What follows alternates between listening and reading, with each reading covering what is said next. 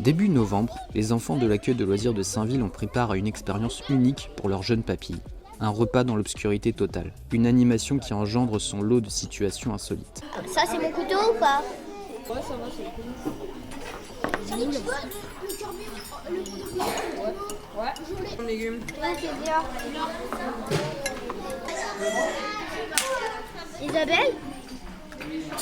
Isabelle? Elle est plus là. Une initiative impulsée par un couple de non-voyants qui propose gratuitement cette action auprès des accueils de loisirs. Stéphanie, non-voyante depuis ses 12 ans, et Jean-Marie, un seul œil fonctionnel, souhaitent ainsi sensibiliser les enfants à la déficience visuelle. On m'a opéré, il y avait 10% de chances que ça marche pas et je suis dedans. Voilà, c'est pas grave, hein. Ça m'empêche pas de vivre. Un déjeuner atypique qui génère beaucoup de questions chez les enfants. Des questions commençant en majorité par « Comment vous faites pour ?» L'occasion d'en apprendre un peu plus sur les techniques d'adaptation nécessaires pour un repas dans le noir. Où il y a le 12 à l'horloge, ça sera les légumes. Et où il y a le 6 à l'horloge, donc face à le plus près de vous, ça sera La viande. la viande. Là, on va mettre les légumes. Et là, on va mettre la viande.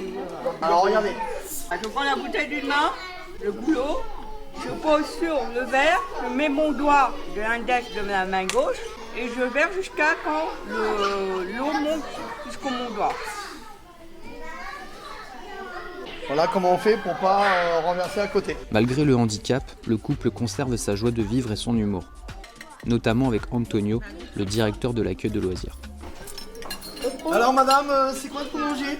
La viande. Je vais cacher les frites. Voilà, exactement. Si vous avez besoin de quoi que ce soit, les enfants, vous nous appelez. Deviner quel est le mets qui compose son assiette devient rapidement le jeu favori des enfants. Florilège. Oh, c'est poireaux. Ouais, et c'est sûr avec des légumes verts, je suis sûre. C'est du poisson, c'est obligé. C'est pas des moules, c'est du poisson. Cabillaud. Vu l'odeur, c'est du cabillaud. C'est au pruneau. Un repas qui permet de découvrir l'autre, différemment, et où les points communs ne tardent pas à être retrouvés. À 48 ans, je suis un fou de jeux vidéo. À l'époque, un Mario, tu le terminais pas comme tu termines un Mario aujourd'hui. Le dernier Mario qui est sorti, c'est lequel déjà? Une expérience culinaire conviviale et aux multiples enjeux. On a organisé des repas dans le noir, des vrais repas avec des adultes. On propose aux gens de venir manger dans le noir, on les masque et ils viennent manger. On a proposé une fois de dire pourquoi on ne le ferait pas dans le cadre d'un accueil de loisirs pendant l'heure de midi. Pour développer d'autres sens. Là, ils sont vraiment en inclusion totale. Le but, c'était aussi de rendre le truc vraiment inclusif et ils sont acteurs et plus spectateurs. On essaie d'expliquer aux enfants que quand ils vont avoir les yeux bandés, ils vont vite se rendre compte que le bruit devient extrêmement fatigant. Le but du repas dans le noir, c'est on vous bande les yeux, on vous sert à table, devinez ce que vous allez manger. Ils ont mangé aujourd'hui des trucs qu'ils n'auraient peut-être pas mangé s'ils les avaient vus dans leur assiette. Ça nous fait plaisir de le faire et on aime ça et on aime être en contact avec les enfants et puis leur expliquer et leur faire percevoir des choses. C'était bien. Il y avait plus de goût et ça faisait bizarre de manger dans le noir, mais après c'était bien. J'avais déjà goûté ça auparavant, puis il avait un goût qui avait changé. J'ai trouvé ça un peu marrant en vrai. Je trouve qu'il y a plus de goût quand t'es dans le noir en fait. Cette expérience, c'est bien pour savoir la vie des aveugles, comment ils mangent. J'ai eu l'impression qu'on sent plus les goûts. Manger dans le noir, Stéphanie, ton masque?